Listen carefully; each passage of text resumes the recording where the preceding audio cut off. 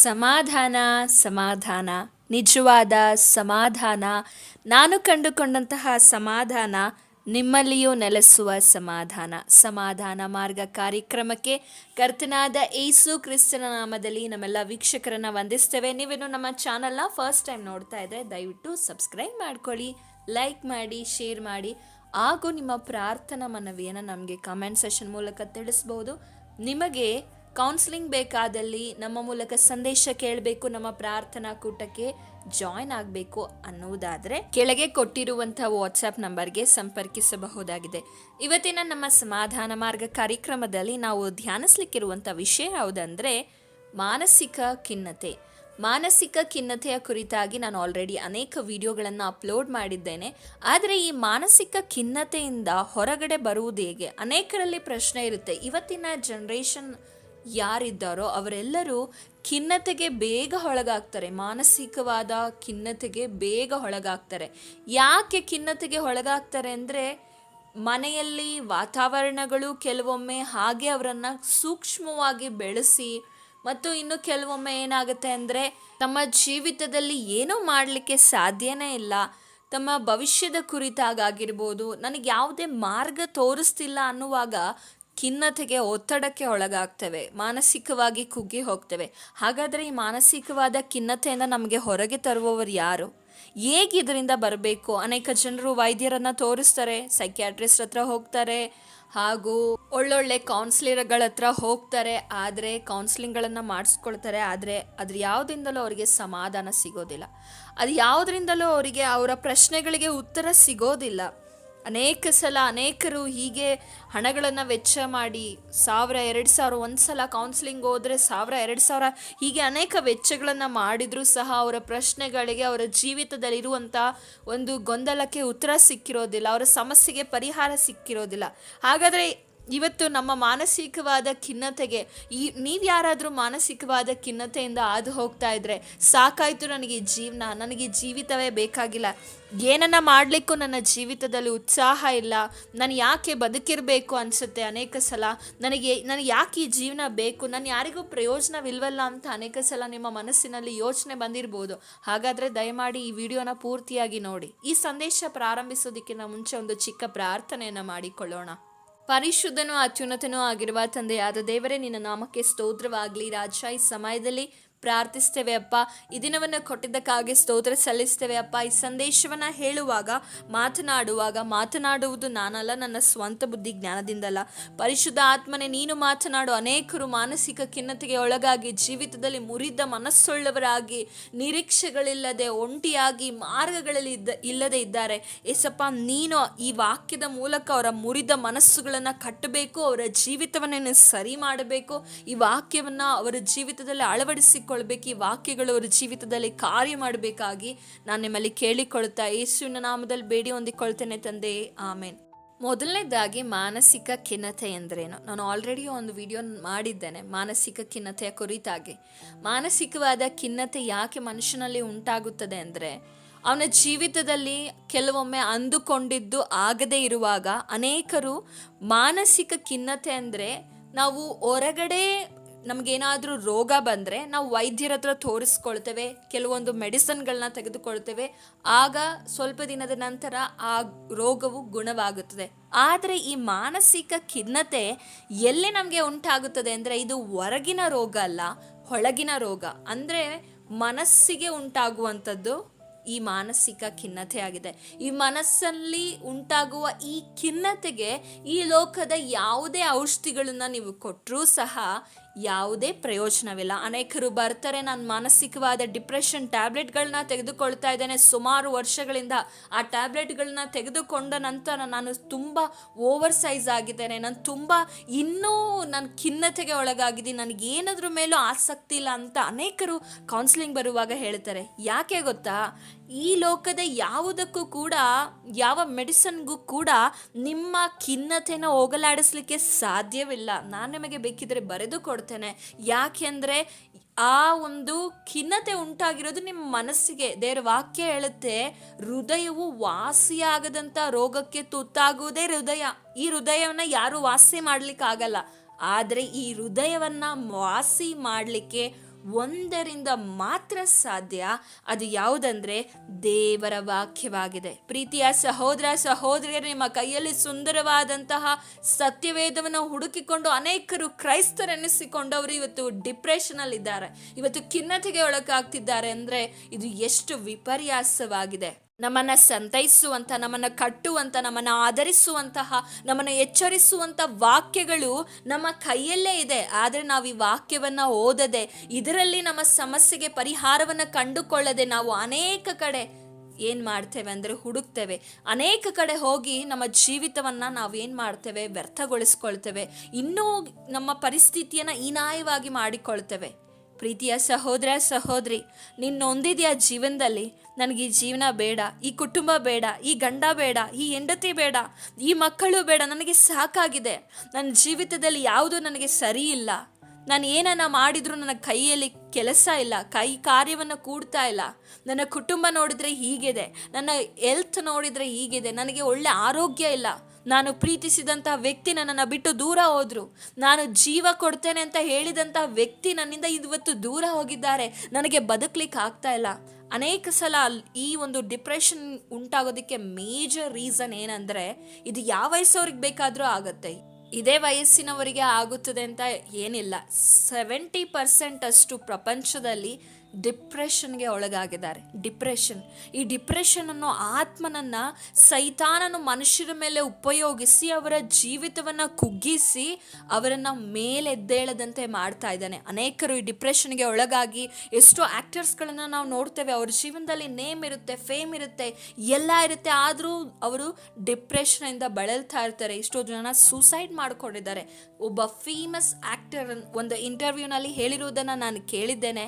ಆಕೆ ಹೇಳುತ್ತಾ ಇದ್ದಾರೆ, ಒಂದೊಂದು ಸಲ ನನ್ನ ಬೆಡ್ಡಿಂದನೇ ನಾನು ಆಚೆ ಹೋಗಬಾರ್ದು, ಈ ಪ್ರಪಂಚದಿಂದನೇ ದೂರ ಹೋಗಬೇಕು, ಈ ಪ್ರಪಂಚನೇ ಬೇಡ, ನಾನು ಒಂದೊಂದು ಸಲ ಮಲಗಿದ್ರೆ ಮತ್ತೆ ಹೇಳಬಾರ್ದು ಅನಿಸುತ್ತೆ. ಯಾಕೆ ಗೊತ್ತಾ? ಯಾಕೆ ಈ ಮೇಜರ್ ಕಾರಣ, ಈ ಡಿಪ್ರೆಷನ್ ಬರಲಿಕ್ಕೆ ಕಾರಣ ಏನಂದರೆ, ನಿನ್ನಲ್ಲಿ ಒಂದು ಸಮಾಧಾನ ಇಲ್ಲ. ಈ ಸಮಾಧಾನ ಇಲ್ಲದೆ ಇರೋದಕ್ಕೆ, ನಿಮ್ಮ ಸಮಾಧಾನ ಬಾಧಿಸಲ್ಪಡುವಾಗ, ಅನೇಕ ಸಲ ನಮ್ಮ ಸಮಾಧಾನಗಳು ಬಾಧಿಸಲ್ಪಡುವಾಗಲೇ ನಾವು ಡಿಪ್ರೆಷನ್ಗೊಳಗಾಗೋದು. ನಮ್ಮ ಜೀವನದಲ್ಲಿ ದುಡ್ಡಿಲ್ಲದೆ ಇದ್ದಾಗ ಪರವಾಗಿಲ್ಲ, ನಾವು ನೆಕ್ಸ್ಟ್ ಡೇ ದುಡಿತೇವೆ. ಅದೇ ಸಮಾಧಾನ ಇಲ್ಲ ಅಂದರೆ, ಒಂದು ಸಲ ನಿನಗೆ ದುಡ್ಡಿಲ್ಲ ಅಂದರೆ ನೀನು ಒಂದು ಹೊತ್ತು ನಿಮ್ಮ ಮನೇಲಿ ಏನಿರುತ್ತೋ ಅದನ್ನು ಊಟ ಮಾಡಿ ನೀನು ಮಲಗ್ತೀಯ, ಅಟ್ಲೀಸ್ಟ್ ನೀರನ್ನಾದರೂ ಕುಡಿದು ನೀನು ಮಲಗ್ತೀಯ, ನಿನಗೆ ನಿದ್ರೆ ಬರುತ್ತೆ. ಆದರೆ ನಿನಗೆ ಸಮಾಧಾನವೇ ಇಲ್ಲ, ನಿನ್ನ ಸಮಾಧಾನವು ಬಾಧಿಸಲ್ಪಟ್ರೆ, ನಿನಗೆ ಹಣ ಇರ್ಬೋದು, ನಿನ್ನ ಅಕೌಂಟ್ನಲ್ಲಿ ಬೇಕಾದಷ್ಟು ಹಣ ಇರ್ಬೋದು, ಅಥವಾ ನಿನಗೆ ತಿನ್ನಲಿಕ್ಕೆ ಬೇಕಾದಷ್ಟು ನಿನಗಿಷ್ಟವಾಗಿರುವಂಥ ಎಲ್ಲವೂ ಇರಬಹುದು. ಆದರೆ ನಿನಗೆ ನಿನ್ನ ಸಮಾಧಾನ ಬಾಧಿಸಲ್ಪಟ್ರೆ ಅದನ್ನು ಯಾವುದು ಕೂಡ ಸರಿಪಡಿಸಲು ಸಾಧ್ಯವಿಲ್ಲ. ಯಾವ ಲೋಕದ ಐಶ್ವರ್ಯ ಆಗಿರ್ಬೋದು, ಸುಖ ಭೋಗಗಳಾಗಿರ್ಬೋದು, ನೀವು ಮಾಡುವಂಥ ಪಾಪ ಕೆಲಸಗಳೇ ಆಗಿರ್ಬೋದು, ಅನೇಕ ಸಲ ಕೆಲವರು ಮಾನಸಿಕವಾಗಿ ಖಿನ್ನತೆಗೆ ಒಳಗಾಗಲಿಕ್ಕೆ ಒಂದೇ ಕಾರಣ ಇರೋದಿಲ್ಲ, ಸಾಕಷ್ಟು ಕಾರಣ ಇರುತ್ತೆ. ಯವನಸ್ಥರಲ್ಲಿ ನೋಡ್ಬೋದು, ನಾನು ಎಷ್ಟು ಓದಿದ್ರು ನನಗೆ ತಲೆಗೆ ಹತ್ತುತ್ತಾ ಇಲ್ಲ, ನನ್ನ ಪೇರೆಂಟ್ಸ್ ನೋಡಿದರೆ ಹೀಗಿದ್ದಾರೆ, ನಾನು ಏನು ಮಾಡಲಿ ಅನ್ನೋ ಒಂದು ಒತ್ತಡ. ಮನುಷ್ಯನ ಜೀವಿತದಲ್ಲಿ ಒತ್ತಡಗಳು ಬರುವಾಗ, ಎಲ್ಲರೂ ಕೈ ಬಿಡಲ್ಪಡುವಾಗ ಮನುಷ್ಯ ಖಿನ್ನತೆಗೆ ಒಳಗಾಗ್ತಾನೆ, ತನ್ನ ಸಮಾಧಾನವನ್ನ ಕಳೆದುಕೊಳ್ತಾನೆ. ಇವತ್ತು ನೀವು ಯಾವ ವಿಷಯದಲ್ಲಿ ಸಮಾಧಾನ ಕಳೆದುಕೊಂಡಿದ್ದೀರೋ ನನಗೆ ಗೊತ್ತಿಲ್ಲ, ಆದರೆ ನೀವು ಯಾವ ವಿಷಯದಲ್ಲಿ ಸಮಾಧಾನ ಕಳೆದುಕೊಂಡಿದ್ದೀರೋ ಅದನ್ನ ಯೇಸು ಕ್ರಿಸ್ತನ ಮುಂದೆ ಹೇಳಿ. ದೇವರ ವಾಕ್ಯ ಮಾತ್ರ ನಿಮ್ಮ ಜೀವಿತವನ್ನ ಬದಲಾಯಿಸುವಂಥದ್ದಾಗಿದೆ. ಯಾಕೆಂದ್ರೆ ದೇವರ ವಾಕ್ಯಕ್ಕೆ ಅಷ್ಟು ಶಕ್ತಿ ಇದೆ. ನಿಮ್ಮ ಮುರಿದ ಮನಸ್ಸು ಮುರಿದು ಹೋಗಿರ್ಬೋದು, ನಿಮ್ಮ ಪ್ರೀತಿ ಪಾತ್ರರು ನಿಮ್ಮ ಮನಸ್ಸನ್ನು ಹೊಡೆದು ಚೂರು ಮಾಡಿರ್ಬೋದು, ಗಾಯ ಮಾಡಿರ್ಬೋದು. ನಿನಗೆ ಆ ನೋವನ್ನ ತಡ್ಕೊಳ್ಳೋಕೆ ಆಗ್ತಾನೇ ಇಲ್ಲ, ನನಗೇನು ಮಾಡಲಿ, ನಾನು ಸತ್ತು ಹೋಗ್ಬಿಡ್ಲಾ, ನನ್ನ ಜೀವಿತದಲ್ಲಿ ನಾನು ಮದುವೆಗೆ ಮುಂಚೆ ಎಲ್ಲವನ್ನ ತ್ಯಾಗ ಮಾಡಿದೆ ಅಂತ ಅನೇಕ ಯವನಸ್ಥರು ನೀವು ಇವತ್ತು ಬಾಧೆಗೆ ಪಡ್ತಾ ಇರ್ಬೋದು. ನನ್ನ ಜೀವನದಲ್ಲಿ ಎಲ್ಲ ಕಳ್ಕೊಂಡೆ, ಆ ಹುಡುಗಿಗೋಸ್ಕರ ನನ್ನ ಎಲ್ಲರನ್ನ ಕಳ್ಕೊಂಡೆ, ಎಲ್ಲವನ್ನ ಕಳ್ಕೊಂಡೆ, ಹಣ ಹೋಯ್ತು, ನನ್ನ ಇರೋದೆಲ್ಲ ಹೋಯ್ತು, ನಾ ಹುಡುಗನಿಗೋಸ್ಕರ ನಾನು ಎಲ್ಲ ಕಳ್ಕೊಂಡೆ ಅಂತ ಬಾಧೆಗೆ ಒಳಗಾಗಿರುವಂತಹ ಯವನಸ್ಥರೇ, ದೇವರ ವಾಕ್ಯವು ಹೀಗೆ ಹೇಳುತ್ತದೆ, ನಿಮ್ಮ ಮನಸ್ಸು ಮುರಿದು ಹೋಗಿರುವುದಾದರೆ, ನನಗೆ ಜೀವನ ಬೇಡ, ನಾನು ಅನಾಥಳಾಗಿದ್ದೇನೆ, ನನಗೆ ಯಾರೂ ಇಲ್ಲ ಅಂತ ನೀವಿವತ್ತು ಭಾವಿಸೋದಾದರೆ, ದೇವರ ವಾಕ್ಯ ಹೀಗೆ ಹೇಳುತ್ತದೆ. ಕೀರ್ತನೆಗಳು 147 ಅಧ್ಯಾಯ 3 ವಚನದಲ್ಲಿ, ಮುರಿದ ಮನಸ್ಸುಳ್ಳವರನ್ನ ವಾಸಿ ಮಾಡುತ್ತಾನೆ, ಅವರ ಗಾಯಗಳನ್ನು ಕಟ್ಟುತ್ತಾನೆ. ಮುರಿದ ಮನಸ್ಸುಳ್ಳವರ ಗಾಯಗಳನ್ನು ಯಾರು ವಾಸಿ ಮಾಡ್ತಾರೆ? ಯಾರು ಕಟ್ತಾರೆ? ಈ ಲೋಕದಲ್ಲಿ ಅನೇಕ ಸರ್ಜರಿಗಳನ್ನು, ಟೆಕ್ನಾಲಜಿ ತುಂಬ ಮುಂದುವರೆದಿದೆ, ಅನೇಕ ಆಪರೇಷನ್ಗಳನ್ನ ಮಾಡ್ತಾರೆ, ಅನೇಕ ಸರ್ಜರಿನ ಮಾಡ್ತಾರೆ. ಆದರೆ ನಿನ್ನ ಹೃದಯಕ್ಕೆ ಆಗಿರುವ ಆ ಗಾಯವನ್ನು, ನಿನ್ನ ಹೃದಯವು ಒಡೆದು ಹೋಗಿರುವಂಥ ಆ ಚೂರುಗಳನ್ನು, ಈ ಲೋಕದಲ್ಲಿ ಯಾರೇ ಆ ಚೂರುಗಳನ್ನು ಕಟ್ಟಲಿಕ್ಕೆ ಬರ್ತೀನಿ ಅಂತ ಹೇಳ್ಬೋದು, ಆದರೆ ಅವರು ಕೂಡಿಸುವಾಗ, ಅದನ್ನು ಕಟ್ಟುವಾಗ ಅದರಲ್ಲಿ ಸ್ವಲ್ಪನಾದರೂ ಬಿರುಕು ಇದ್ದೇ ಇರುತ್ತದೆ. ಆದರೆ ಯೇಸು ಸ್ವಾಮಿ ನಿನ್ನ ಬಿರುಕುಗಳನ್ನು, ನಿನ್ನ ಜೀವಿತದಲ್ಲಿ ಆಗಿರುವಂಥ ಸ್ಕಾರ್ಸ್ಗಳನ್ನು, ನಿನ್ನ ಜೀವಿತದಲ್ಲಿ ಆಗಿರುವಂತಹ ಮೋಸ ಆಗಿರ್ಬೋದು, ಅನ್ಯಾಯ ಆಗಿರ್ಬೋದು, ಅವಮಾನ ಆಗಿರ್ಬೋದು, ನಿಂದೆ ಆಗಿರ್ಬೋದು, ನೀನು ಅನೇಕ ಸಲ ಪಾಪದಲ್ಲಿ ಬಿದ್ದು ಆ ಪಾಪದಿಂದ ನೀನು ಮಾನಸಿಕ ಖಿನ್ನತೆಗೆ ಒಳಗಾಗಿ ಒದ್ದಾಡ್ತಾ ಇರ್ಬೋದು. ಆದರೆ ಯೇಸು ಸ್ವಾಮಿ ಏನಂತ ಹೇಳ್ತಾರೆ ಅಂದರೆ, ನಾನು ಈ ಭೂಮಿಗೆ ಬಂದಿರುವುದು, ಮನುಷ್ಯ ಕುಮಾರನು ಯಾಕೆ ಭೂಮಿಗೆ ಬಂದನಂದರೆ ಕೆಟ್ಟು ಹೋಗಿರುವುದನ್ನು ಹುಡುಕಿ ರಕ್ಷಿಸುವುದಕ್ಕೆ ಬಂದನಂತ ಲೂಕನ ಸುವಾರ್ತೆಯಲ್ಲಿ ನಾವು ಕಾಣ್ತೇವೆ. ನಿಮ್ಮ ಜೀವಿತದಲ್ಲಿ ನೀವು ಕೆಟ್ಟು ಹೋದಂಥ ಪರಿಸ್ಥಿತಿಯಲ್ಲಿದ್ದೀರಾ. ಎಲ್ಲರೂ ಕೈ ಬಿಟ್ಟಿದ್ದಾರೆ, ನಾನು ದೊಡ್ಡ ಪಾಪಿ, ನಾನು ಬದುಕಲಿಕ್ಕೆ ಯೋಗ್ಯತೆ ನನಗಿಲ್ಲ ಅಂತ ನೀವು ನೆನೆಸ್ತಾ ಇದ್ದೀರಾ. ನಾನು ಅಷ್ಟು ಕುಡಿತಾ ಇದ್ದೆ, ಅಷ್ಟು ನನ್ನ ಜೀವಿತದಲ್ಲಿ ಪಾಪ ಇದೆ, ನಾನು ಕೆಟ್ಟ ವ್ಯಭಿಚಾರತನಕ್ಕೆ ಒಳಗಾಗಿದ್ದೆ, ತಂದೆ ತಾಯಿಗಳಿಗೆ ಅವಿಧೇಯತೆನ ತೋರಿಸಿದೆ, ಮೋಸ ಮಾಡಿದೆ, ವಂಚನೆಗೆ ಪಡಿಸ್ದೆ ಅಂತ ನೀವು ಸಫರ್ ಪಡ್ತಾ ಇದ್ದೀರಾ ಅಂತ ನೀವು ಮುರಿದ ಮನಸ್ಸುಳ್ಳವರಾಗಿ ಇಂದು ತಪ್ಪಿತಸ್ಥ ಮನೋಭಾವನೆಯಲ್ಲಿ ನಿಂತಿದ್ದೀರಾ. ಯೇಸು ಸ್ವಾಮಿ ನೀವು ನಂಬುವುದಾದರೆ, ಯೇಸು ಸ್ವಾಮಿ ನಿಮ್ಮನ್ನು ಹುಡುಕಿ ಬಂದಿದ್ದು ಕೆಟ್ಟು ಹೋಗಿರುವುದನ್ನು ಹುಡುಕಿ ರಕ್ಷಿಸೋದಕ್ಕೆ. ಇವತ್ತು ನೀವು ನೆನೆಸ್ಕೊಳ್ಬೋದು, ನನ್ನನ್ನು ಯಾರು ಸರಿ ಮಾಡಲ್ಲ, ನನ್ನ ಜೀವನ ಇಲ್ಲಿಗೆ ಮುಗೀತಂತ. ಇಲ್ಲ ಪ್ರೀತಿಯ ಸಹೋದರ ಸಹೋದರಿ, ಯೇಸುವನ್ನು ನಂಬುವುದಾದರೆ ನಿನ್ನ ಜೀವಿತ ಇವತ್ತಿನಿಂದ ನೂತನವಾದ ಜೀವಿತವಾಗುತ್ತೆ. ನೀನು ನ್ಯೂ ಕ್ರಿಯೇಷನ್ ಆಗ್ತೀಯ, ನೀನು ನೂತನವಾದ ಸೃಷ್ಟಿ ಆಗ್ತೀಯ. ಯಾಕೆಂದರೆ 2 ಕೊರಿಂಥಿ 5ನೇ ಅಧ್ಯಾಯ 17ನೇ ವಚನದಲ್ಲಿ ಹೀಗೆ ಬರೆಯಲ್ಪಟ್ಟಿದೆ, ಯಾವನಾದರೂ ಕ್ರಿಸ್ತನಲ್ಲಿದ್ದರೆ ಅವನು ನೂತನ ಸೃಷ್ಟಿಯಾಗುವನು, ಈಗೋ ಪೂರ್ವ ಸ್ಥಿತಿ ಹೋಗಿ ಎಲ್ಲವೂ ನೂತನವಾಯಿತು. ಇದೆಲ್ಲ ದೇವರಿಂದಲೇ ಉಂಟಾದದ್ದು. ನಿನ್ನ ಜೀವಿತದಲ್ಲಿ ದೇವರು ನಿನ್ನನ್ನು ನೂತನ ಪಡಿಸ್ತಾನೆ, ಹೊಸ ಮನುಷ್ಯನಾಗಿ ನಿನ್ನನ್ನು ಮಾರ್ಪಡಿಸ್ತಾನೆ, ನಿನ್ನ ಗಾಯಗಳನ್ನು ಗುಣಪಡಿಸ್ತಾನೆ. ಯಾವ ವೈದ್ಯನು, ಯಾವ ಸೈಕ್ಯಾಟ್ರಿಸ್ಟ್, ಯಾವ ಕೌನ್ಸಿಲರ್ ಎಷ್ಟೇ ನೀವು ಅವ್ರ ಹತ್ರ ನೀವು ದುಡ್ಡುಗಳನ್ನು ಕೊಟ್ಟು ನೀವು ಟ್ಯಾಬ್ಲೆಟ್ಸ್ಗಳನ್ನು ತೆಗೆದುಕೊಳ್ಬೋದು, ಅಥವಾ ಕೆಲವೊಂದು ಮೋಟಿವೇಶನ್ ಮಾತುಗಳನ್ನು ನೀವು ಕೇಳುವಾಗ ಅದು ಕೇವಲ 1 ತಿಂಗಳು ಅಥವಾ 2 ತಿಂಗಳು ಇದ್ರೆ 1 ವರ್ಷ ಇರುತ್ತೆ. ಅದಾದಮೇಲೆ ಮತ್ತೆ ನಿಮ್ಮ ಪರಿಸ್ಥಿತಿ ಅದೇ ಆಗುತ್ತೆ. ಆದರೆ ಯೇಸು ಸ್ವಾಮಿ ಒಮ್ಮೆ ನಿಮ್ಮ ಜೀವಿತವನ್ನು ಕಟ್ಟಿದರೆ ಈ ಲೋಕದಲ್ಲಿ ಯಾರು ಅದನ್ನು ಬೀಳಿಸ್ಲಿಕ್ಕೆ ಸಾಧ್ಯ ಇಲ್ಲ. ಯೇಸು ಸ್ವಾಮಿ ಒಮ್ಮೆ ನಿಮ್ಮ ಜೀವಿತಕ್ಕೆ ಬರುವುದಾದರೆ, ಆತನು ನಿಮ್ಮ ಜೀವಿತದಲ್ಲಿ ನೀವು ಸ್ಥಾನ ಕೊಡುವುದಾದರೆ, ಯಾವ ಖಿನ್ನತೆಗಳು ನಿಮ್ಮ ಸಮಾಧಾನ ಬಾಧಿಸಲ್ಪಡೋದಿಲ್ಲ.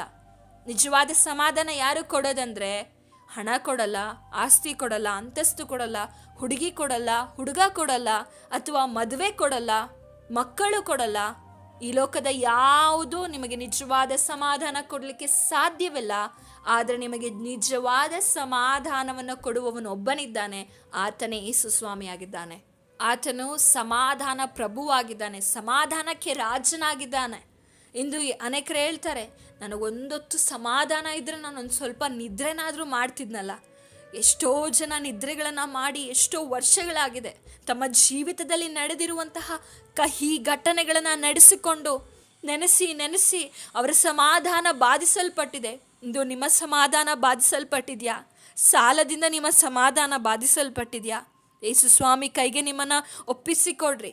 ದೇವರೇ, ನನ್ನ ಕೈಯಿಂದ ಅನೇಕ ತಪ್ಪುಗಳನ್ನು ಮಾಡಿ ನನ್ನ ಜೀವಿತದಲ್ಲಿ ದೇವರೇ ನಾನು ಅನೇಕ ತಪ್ಪುಗಳನ್ನು ಮಾಡಿದೆಪ್ಪ, ನಾನು ನನ್ನ ದಾರಿನೇ ಬದಲಾಯಿಸ್ಕೊಂಡೆ. ಆದರೆ ದಯಮಾಡಿ ಇವತ್ತು ನನ್ನ ಮನಸ್ಸನ್ನು ನಿನಗೆ ಒಪ್ಪಿಸಿಕೊಡ್ತೇನೆ, ನನ್ನನ್ನು ಬದಲಾಯಿಸು. ಹೊಡೆದು ಹೋದ ಪಾತ್ರೆ ಆಗಿದ್ದೇನೆ, ಯಾರಿಗೂ ಬೇಡವಾದ ಕಲ್ಲಾಗಿದ್ದೇನೆ ಅಂತ ನೀವು ಪ್ರಾರ್ಥಿಸುವುದಾದರೆ, ಬೇಡವೆಂದು ಬಿಟ್ಟಂತಹ ಮೂಲೆಗಲ್ಲೇ ದೇವರು ಅದನ್ನು ಮುಖ್ಯ ಕಲ್ಲಾಗುವ ಹಾಗೆ ನಿಮ್ಮನ್ನು ಮಾಡ್ತಾರೆ. ತಳ್ಳಲ್ಪಟ್ಟವರ ಮಧ್ಯದಲ್ಲಿ ನಿಮ್ಮನ್ನು ಮೇಲೆತ್ತುತ್ತಾರೆ. ನಿಮ್ಮ ಸಮಾಧಾನವು ದೇವರು ನಿಮಗೆ ಅನುಗ್ರಹಿಸ್ತಾರೆ. ಎಂದೆಂದಿಗೂ ಬದಲಾಗದಂಥ, ಎಂದೆಂದಿಗೂ ಮಾಸಿ ಹೋಗದಂಥ ಸಮಾಧಾನ ಅದಾಗಿದೆ. ದೇವ್ರ ವಾಕ್ಯವನ್ನು ನಾವು ಓದೋಣ. ಯೋಹಾನನು ಬರೆದ ಸುವಾರ್ತೆ 14ನೇ ಅಧ್ಯಾಯ 27ನೇ ವಚನದಲ್ಲಿ ಹೀಗೆ ಬರೆಯಲ್ಪಟ್ಟಿದೆ, ಶಾಂತಿಯನ್ನು ನಿಮಗೆ ಬಿಟ್ಟು ಹೋಗುತ್ತೇನೆ, ನನ್ನಲ್ಲಿರುವಂಥ ಶಾಂತಿಯನ್ನು ನಿಮಗೆ ಕೊಡುತ್ತೇನೆ. ಲೋಕವು ಕೊಡುವ ರೀತಿಯಿಂದ ನಾನು ನಿಮಗೆ ಕೊಡುವುದಿಲ್ಲ. ನಿಮ್ಮ ಹೃದಯವು ಕಳವಳಗೊಳ್ಳದಿರಲಿ, ಹೆದರದಿರಲಿ. ದೇವರು ನಮಗಿಂದು ವಾಗ್ದಾನ ಮಾಡ್ತಾ ಇದ್ದಾರೆ. ಯೇಸು ಸ್ವಾಮಿ, ಮನುಷ್ಯ ವಾಗ್ದಾನ ಮಾಡಿದ್ರೆ 1 ನಿಮಿಷ ಇರುತ್ತೆ, ಇಲ್ಲ 1 ಸೆಕೆಂಡಲ್ಲಿ ಅವರು ಮರೆತು ಹೋಗ್ತಾರೆ. ಆದರೆ ಯೇಸು ಸ್ವಾಮಿ ವಾಗ್ದಾನ ಮಾಡಿದರೆ ಯಾವತ್ತೂ ಮರೆಯೋದಿಲ್ಲ. ನೀನೇ ಬೇಕಿದ್ರೆ ಮರೆತು ಹೋಗಿರ್ಬೋದು, ಆದರೆ ದೇವ್ರು ಯಾವತ್ತೂ ಮರೆಯೋದಿಲ್ಲ ತನ್ನ ವಾಗ್ದಾನವನ್ನು. ನಿನ್ನ ಹೃದಯ ಕಳವಳಗೊಳ್ಳದಿರಲಿ, ನಾನು ನಿನಗೆ ಶಾಂತಿಯನ್ನು ಕೊಡ್ತೇನೆ. ಈ ಲೋಕ ಕೊಡೋ ಶಾಂತಿ ಅಲ್ಲ. ಅನೇಕ ಸಲ ನಾವೇನು ಮಾಡ್ತೀವಿ, ಯವನ ಪ್ರಾಯದಲ್ಲಾಗಿರ್ಬೋದು, ಅನೇಕ ಸಹೋದರ ಸಹೋದರಿಯರು ಏನು ಮಾಡ್ತಾರೆ ಅಂದರೆ ಸಮಾಧಾನಕ್ಕಾಗಿ ಅನೇಕ ಪೂಜೆಗಳನ್ನು ಮಾಡ್ತಾರೆ, ಅನೇಕ ಪುಣ್ಯಕ್ಷೇತ್ರಗಳಿಗೆ ಹೋಗ್ತಾರೆ, ಅಲ್ಲಿ ಮುಳುಗ್ತಾರೆ, ಇಲ್ಲಿ ಮುಳುಗ್ತಾರೆ, ಆದರೆ ಅವರಿಗೆ ಎಲ್ಲೂ ಸಮಾಧಾನ ಸಿಗ್ತಾ ಇರಲ್ಲ. ಆ ಕುಡಿತಕ್ಕೆ ಹೋಗ್ತಾರೆ, ಪಬ್ಬಿಗೆ ಹೋಗ್ತಾರೆ, ಕ್ಲಬ್ಬಿಗೆ ಹೋಗ್ತಾರೆ, ಇಲ್ಲೇ ನನಗೆ ಸಮಾಧಾನ ಸಿಗುತ್ತಾ? ಅಥವಾ ಕೆಟ್ಟ ಸಹವಾಸಗಳನ್ನು ಮಾಡ್ತಾರೆ, ಕೆಟ್ಟ ಮಾರ್ಗದಲ್ಲಿ ಹೋಗ್ತಾರೆ, ಇಲ್ಲೇನಾದರೂ ನನಗೆ ಸಮಾಧಾನ ಸಿಗುತ್ತಾ ಅಂತ. ಆದರೆ ಈ ಲೋಕ ಕೊಡುವಂಥ ಸಮಾಧಾನ ತಾತ್ಕಾಲಿಕವಾದ ಸಮಾಧಾನ. ಆದರೆ ಈ ಲೋಕದಿಂದ ನೀವು ಆ ಸಮಾಧಾನಕ್ಕಾಗಿ ಈ ಲೋಕದಲ್ಲಿ ಹೋಗಿ ಅನೇಕ ತಪ್ಪುಗಳನ್ನು ಮಾಡಿ ಇರುವಂಥ ಸಮಾಧಾನವನ್ನು ನಿಮ್ಮ ಜೀವಿತದಲ್ಲಿ ನೀವು ಕೆಡಿಸಿಕೊಳ್ತೀರ. ಆದರೆ ಯೇಸು ಸ್ವಾಮಿ ಒಮ್ಮೆ ನಿಮ್ಮ ಜೀವಿತದಲ್ಲಿ ಶಾಂತಿಯನ್ನು ಕೊಟ್ಟರೆ ಅದು ಈ ಲೋಕದ ಥರ ಶಾಂತಿ ಕೊಡೋದಿಲ್ಲ. ಅವರಲ್ಲಿರುವಂಥ ಶಾಂತಿಯನ್ನು, ಸಮಾಧಾನವನ್ನು ನಿಮಗೆ ಕೊಡ್ತಾರೆ. ಈ ಸಮಾಧಾನವನ್ನು ನೀವು ಹೊಂದಿಕೊಳ್ಳಬೇಕಾದರೆ ನಿಮ್ಮ ಜೀವಿತದಲ್ಲಿ ಯೇಸು ಸ್ವಾಮಿ ಬೇಕು. ಆತನಿರುವುದಾದರೆ ನಿಮಗೆ ದೈವಿಕವಾದ ಸಮಾಧಾನವನ್ನು ಕೊಡ್ತಾರೆ. ಆ ದೈವಿಕವಾದ ಸಮಾಧಾನ ನಿಮಗೆ ಬೇಕಾದರೆ ಈ ಸಮಯದಲ್ಲಿ ಮೊಣಕಾಲೂರಿ, ಏಸಪ್ಪ ನನ್ನಲ್ಲಿ ನಿನ್ನ ಆ ಸಮಾಧಾನ ನನಗೆ ಬೇಕು. ನಿಮಗೆ ಅನೇಕ ಮಾರ್ಗಗಳು ಮುಚ್ಚಿ ಹೋಗಿರ್ಬೋದು. ಅನೇಕ ಸಲ ಯಾಕೆ ಒತ್ತಡಕ್ಕೊಳಗಾಗ್ತೇವೆ, ಯಾಕೆ ಖಿನ್ನತೆಗೊಳಗಾಗ್ತೇವೆ ಅಂದರೆ ಭವಿಷ್ಯದ ಕುರಿತಾಗಿ ಚಿಂತಿಸಿ ಅನೇಕರು ಖಿನ್ನತೆಗೊಳಗಾಗ್ತಾರೆ. ಯಾಕೆಂದರೆ ಅವ್ರಿಗೆ ಯಾವ ಮಾರ್ಗವೂ ಕಾಣ್ತಾ ಇರಲ್ಲ.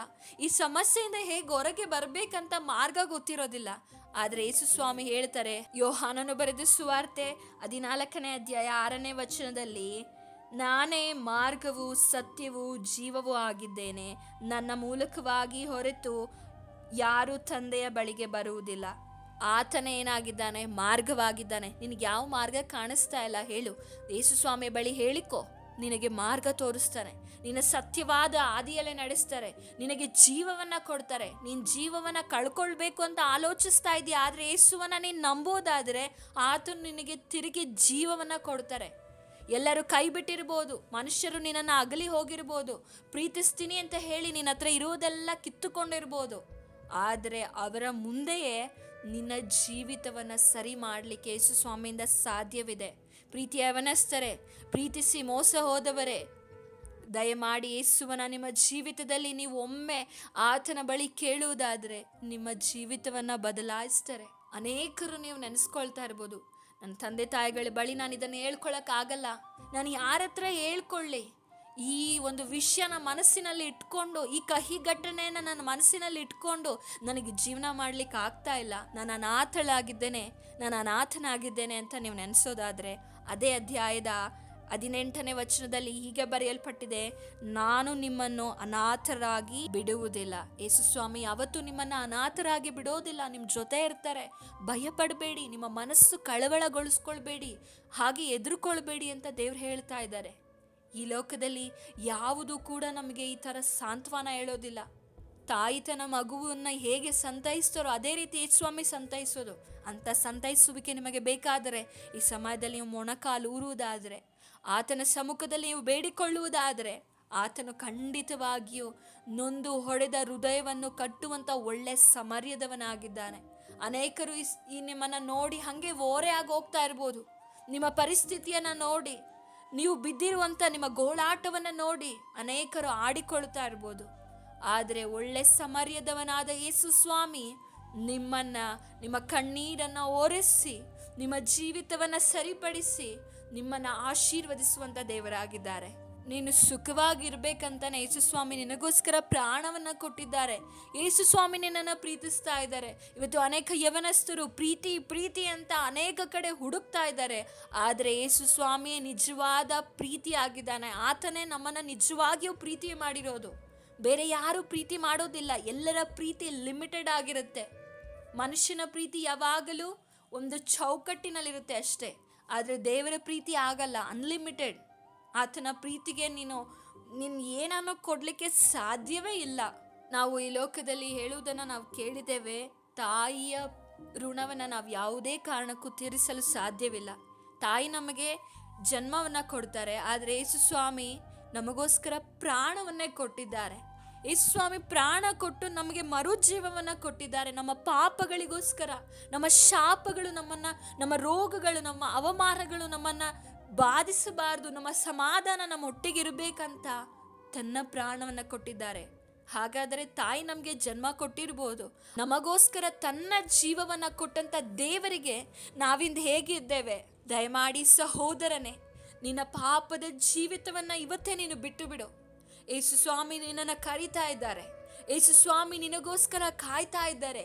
ನೀನು ಯಾವ ಸ್ಥಳದಲ್ಲಿ ಆತನಿಂದ ದೂರ ಹೋದ ಅದೇ ಸ್ಥಳದಲ್ಲಿ ಇದ್ದಾರೆ.